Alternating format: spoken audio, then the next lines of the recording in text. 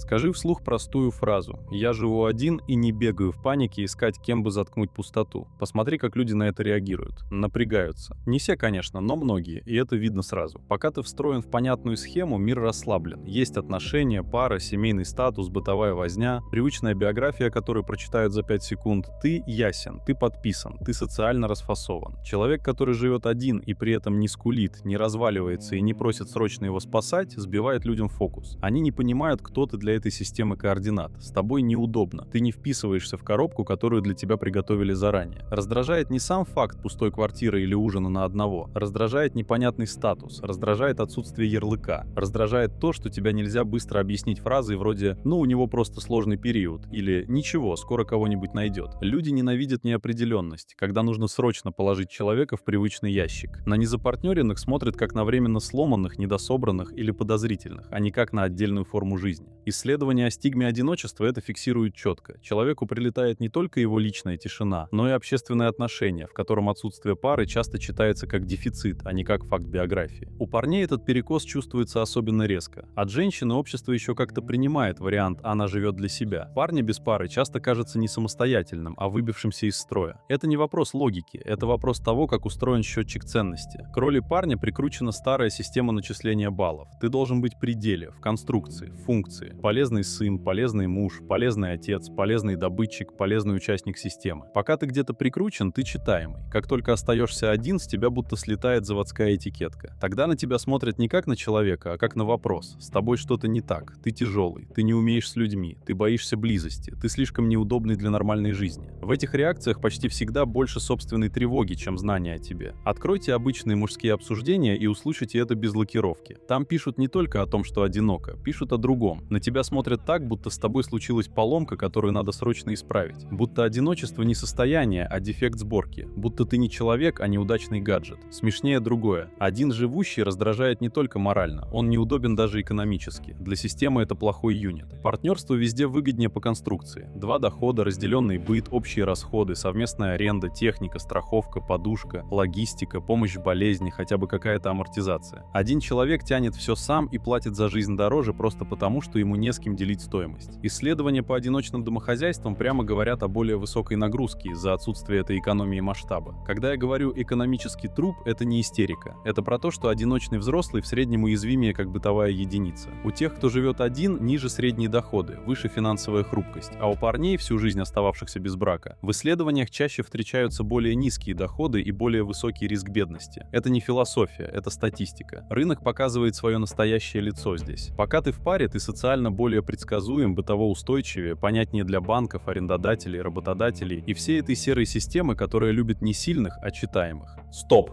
10 секунд твоего внимания. Приглашаю тебя в телеграм-канал нашего пространства для мужчин, которые хотят собрать себя заново. Тело, психика, дисциплина, одиночество, отношения, деньги, социальная позиция. Без мотивационного шума, без альфа-клоунады, без жалоб на мир. Приятного просмотра. Одинокий взрослый слишком часто выглядит как фигура без страховки, без опоры, без привычной схемы стабилизации. Даже там, где тебе никто этого не говорит в лоб, ты это чувствуешь кожей. Семейный человек выглядит серьезнее. Тот, кто в конструкции, кажется устоявшимся. Один живущий, будто временный, будто плавающий, будто его жизнь еще не началась по-настоящему. Чистая социальная мифология, но она работает. Грязный слой еще один. Одиночка плохо вписывается в рынок обещаний. На том, кто не умеет быть один, можно заработать бесконечно. Можно продать образ.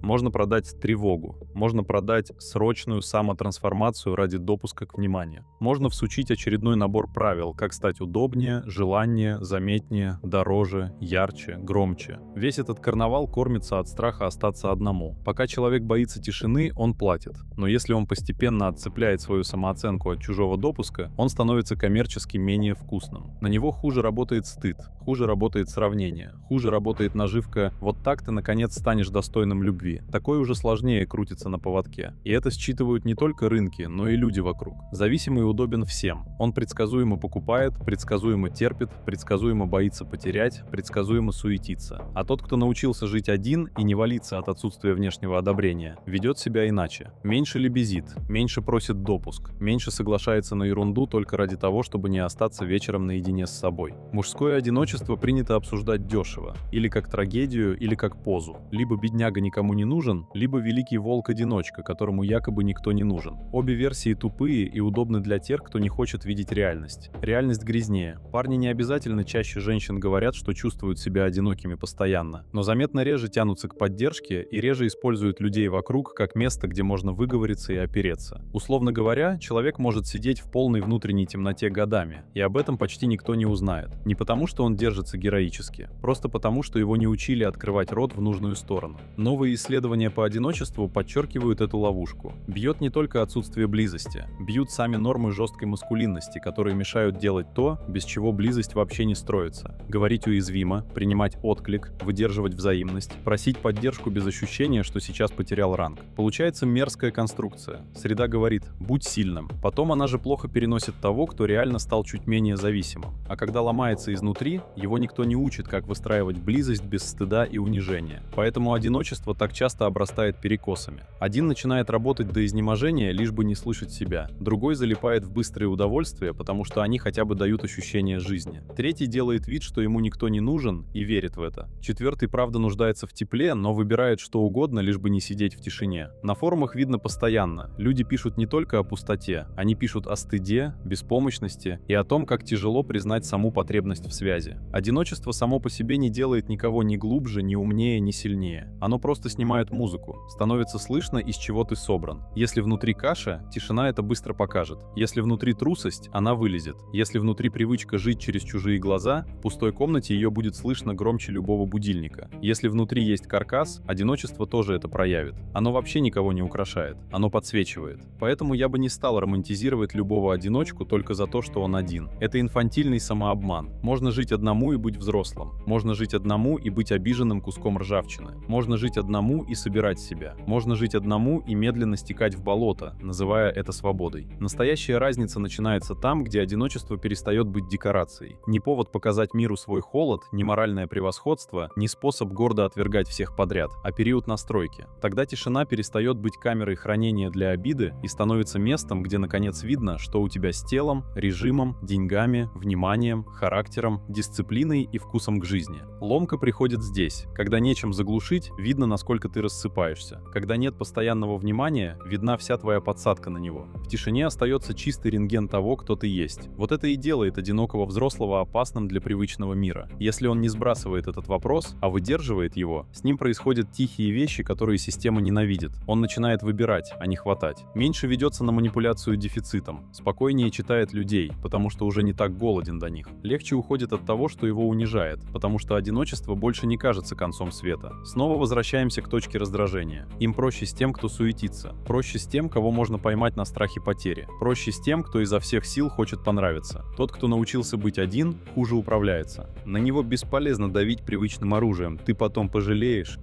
Ты никому не нужен. С возрастом сложнее. Нормальные все давно в отношениях. С тобой точно что-то не так. Это не доводы. Это попытка загнать обратно в строй, чтобы жизнь снова стала понятной для чужого глаза.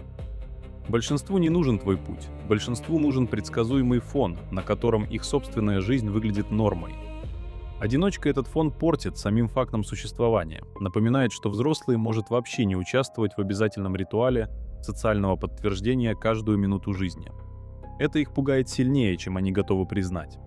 Не надо делать из этого дешевую революцию. Никто не становится лучше автоматически только потому, что отделился от толпы. Толпа иногда права, одиночка иногда просто ошибается в тишине без свидетелей. Здесь нет автоматического величия, здесь есть только проверка качества. Если ты один и из этого состояния собрал крепкое тело, ровную психику, ясную голову, нормальные деньги, дисциплину, способность уважать себя и уважать других без зависимости от их оценки, тогда да, ты прошел через период, который большинство не выдерживает честно. Если ты один и просто накопил желчь, подозрительность, бытовую разруху и манию собственного превосходства, ты не вырос. Ты остался без пары в плохой форме. Фраза «одинокий раздражает» работает не как жалоба, а как диагноз среды. В среде удобнее тот, кто понятен, привязан, считываем и управляем. Тот, кто способен жить один без саморазрушения и без попрошайничества по поводу любви, внимания и допуска, выбивается из конвейера. Его так любят либо пожалеть, либо быстро исправить, либо объявить проблемным. Не потому, что люди такие уж злодеи, просто чужая автономия больно царапает тех, кто кто сам давно живет на внешней подпитке. Это о них, не о тебе. Не твое одиночество их раздражает. Раздражает то, что ты в нем не ломаешься. Семейный мужик суетится, потому что должен. Холостой работает, потому что ему нужно забиться работой. Оба они привязаны. Оба они в системе. Оба понятны. А ты живешь один и спокоен. Ты не выпрашиваешь внимания, не ищешь спасения в отношениях, не боишься потерять. Для них это выглядит как издевательство, как претензия, как молчаливое «я могу без вас». И они правы, ты можешь. Вот это их и убивает. Не факт, что ты один. Факт, что ты один и при этом целый.